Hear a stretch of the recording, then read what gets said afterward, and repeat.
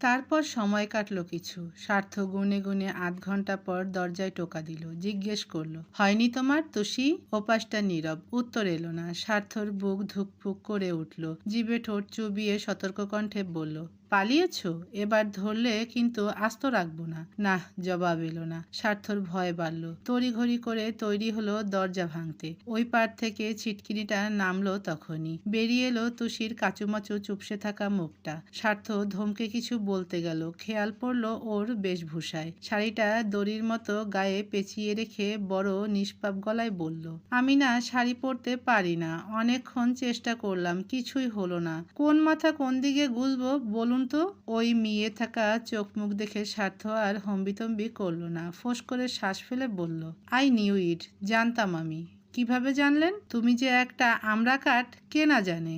তুষির মুখ কালো হয়ে গেল। স্বার্থ থুতনি ঘষতে ঘষতে দেখলো শাড়িটা। সচকিতে বলল, ইউটিউব। চটপট সে টেলিভিশন ছাড়লো। শাড়ি পরানোর ভিডিওগুলো থেকে বেছে বেছে একটা ধরলো সেখানে। তুষি তাজ্জব হয়ে বলল, ইউটিউবে শাড়ি পরানোও শেখায়? বাব্বাহ! স্বার্থর মনোযোগ তখন স্ক্রিনে। মেয়েটা যেভাবে যেভাবে পরানো দেখাচ্ছে সেভাবে তুষিকে ঘুরিয়ে ফিরিয়ে শাড়িটা পরালো সেও। কুচি সেট করতে গিয়ে এক চোট যুদ্ধ শেষ হলো। শেষে সবগুলো কুচি যখন পেটে গুজতে হবে, তুষি পিছিয়ে গিয়ে বলল, আমাকে দিন। ও কপাল কুঁচকে বলল, কেন? এমনি। স্বার্থ বুঝলো তুষির আপত্তি কোথায়, কিন্তু এই পর্যায়ে গতকালের ভালো মানুষিটা আর দেখাতে পারল না। ঝট করে দাপুটে হাতে কুচিটা তুষির পেটের ভাঁজে গুজে দিল সে। আরও ইচ্ছে করে প্রগাঢ়ভাবে আঙ্গুল ছোয়ালো সেখানে। ওই ভীষণ জটিল স্পর্শে স্তব্ধ চোখে তাকালো তুষি। ভোরকে বলল, আমি তো বললাম আমাকে দিতে, কিন্তু আমি শুনিনি।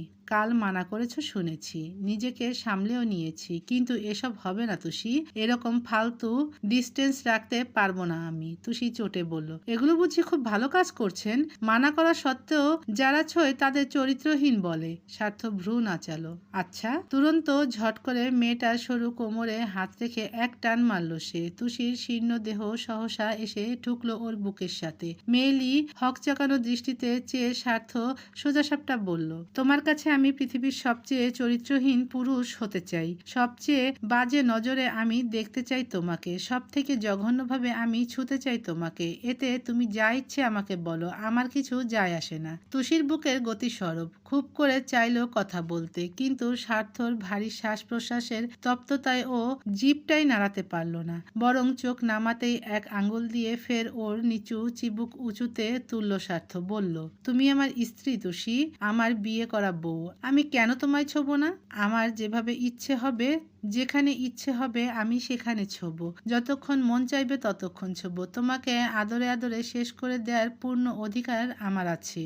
তুষি খুব বেগ নিয়ে কটা লাইন বলল, নেই, আমি কিন্তু বিয়েটা মন থেকে করিনি। আপনি যেমন প্রথমে আমাকে বউ বলে মানেননি, ঠিক তেমন করে আমিও মেনে নিইনি কিছু। আচ্ছা, আপনার কি আমায় শুধু ছুতে ইচ্ছে করে? কেন নিয়ন্ত্রণ থাকে না? মেয়ে দেখলে আপনাদের সবারই এরকম হয়, তাই না? স্বার্থর চিবুক বদলে গেল সহসা, অথচ চোয়ালের হাড় ভাসিয়েও হাসলো সে। শান্ত চোখে বলল, এসব বলে না বাবু, মাথা গরম হয়। তুষি ভ্যাবাচাকা খায়, গুলিয়ে যায় আবারও। স্বার্থ বলল, যাকগে এসো, সময় খুব কম। মেয়েটার হাত ধরে সোজা বিছানায় এনে বসালো সে। তুষির চোখে গাঢ় বিভ্রম নামলো। স্বার্থ লাগেজ থেকে কিছু জিনিসপত্র বের করলো এবার। গোল পাউচটার চেইন খুলতেই হতবাক হয়ে গেল তুষি। সাজগোজের জিনিসপত্র গহনা দেখে বলল, এগুলো কে কিনলো? শরীফের বউকে দিয়ে কিনিয়েছিলাম। বলতে বলতে মেয়েটার সামনে বসলো সেও। তুষি আশ্চর্য হয়ে বলল, কি হবে এসব দিয়ে? সাজবে? এখানে আসলে হচ্ছেটা কি? বুঝবে একটু পর।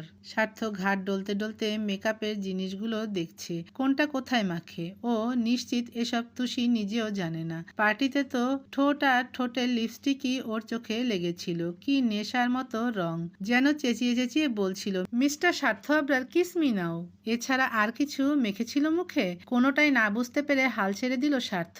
পাতা থেকে একটা ছোট টিপ টেনে তুষির কপালে পরিয়ে দিল। তারপর দু আঙ্গুলে গাল চেপে লিপস্টিকটাও ঘুরিয়ে ঘুরিয়ে মেখে দিল ঠোঁটে। তুষির মনে হলো ও পৃথিবীতে নেই, বিস্ময়ে বিস্ময়ে মরে ভূত হয়ে যাচ্ছে। চোখ দুটো বড় বড় করে সামনের মানুষটাকে কেবল দেখলই সে। স্বার্থ চিরুনি নিয়ে পেছনে বসলো, চুলের গোছা এপাশ ওপাশ করে কপাল কুঁচকে বলল, চুল কিভাবে বাঁধে? তুষি গোমরা মুখে বলল, থাক, এত আদিক্ষেতা দেখানোর দরকার নেই, আমারটা আমি করে নেব। কথা কম, কিভাবে করব? আপনি এরকম গদগদ করবেন না, আমি কিন্তু কিছু ভুলিনি। আপনাকে দেখলে এখনো আমার গা জ্বলে যায়। জ্বলুক, যাকে দেখে যার জ্বলবে সেই তার কাছের। তুষি আর কথা খুঁজে পেল না, ঠোঁট গোছ করে রাখলো। স্বার্থ বিফল হয়ে বলল, চুল বাঁধতে হবে না, খোলা থাকুক। একটা ছোট চিকন নেকলেস ছিল, বেনারসির সাথে ম্যাচিং করে কেনা। তুষির পিঠ থেকে চুলগুলো সরিয়ে নেকলেসটা নিজেই পরিয়ে দেয় স্বার্থ। তুষি শক্ত হয়ে শ্বাস বন্ধ করে রাখলো। স্বার্থর ঠান্ডা হাত যতবার ওর গলায় ঘাড়ে লাগছে, যতবার মানুষটার নিঃশ্বাস ছুঁয়ে যাচ্ছে ওর শরীর, ততবার কেমন উদ্বেগের যন্ত্রণায় শেষ হচ্ছে যেন। আর ঠিক তখনই ওই উদ্বেগ আরো শতগুণ বাড়িয়ে দিল স্বার্থ। পেছন থেকে ঝুঁকে এসেই চট করে গলার খাজে ঠোঁট বসিয়ে দিল। একটা গভীর চুমুর স্পর্শে তুষির বুক ছলকায়, মুঠোতে শক্ত করে খামচে ধরে শাড়ির পার। স্বার্থ এই স্পর্শের রেশ বাড়ালো না, সরে গেল। কিছু হয়নি এমন ভাব করে এসে বসলো ফের সামনে। দুমুঠো পাথরের চুড়ি বের করে একটা একটা করে তুষির দুই হাতে পরালো। তুষি মানুষটাকে চিনতেই পারল না, মনে হলো ওর জন্ম হলো আজকে। আর চোখ ফেটে একটা নতুন পুরুষ দেখলো সে ওকে ভালোবাসতে চাইছে, চাইছে ওর যত্ন করতে। স্বার্থ তখনই বলল, চোখ বন্ধ করো। কি? চোখটা বন্ধ করো কেন? ও চসূচক শব্দ করলো। তুষি জিভে ঠোঁট চুবিয়ে চোখটা বুঝলো হালকা, টের পেল স্বার্থ নাকের ডগা ছুঁয়েছে, কিছু একটা রেখেছে সেখানে। পরপর জোরসে কিছু একটা সূচের মতো বৃত্তে আর্তনাদ করে উঠল ও। মাগো! স্বার্থ দ্রুত হাত ছড়িয়ে ফেলল। তুষির চোখে জল জমে গেছে, নাক লাল হয়েছে একটু। ব্যথার জায়গাটা ও ছুতেই পারল না, তবে যতটুকু বুঝলো স্বার্থ নাকফুল বসিয়েছে সেখানে। তুষি দুর্বলের মতো কিছুক্ষণ মাথা এলিয়ে রাখলো পেছনে। স্বার্থ এইবার গুরুতর হলো, গাল ছুঁয়ে বলল, বেশি লেগেছে? আপনি কি করতে চাইছেন বলুন তো? এসব গহনাগাটি, নাকফুল এগুলো পরাচ্ছেন কেন?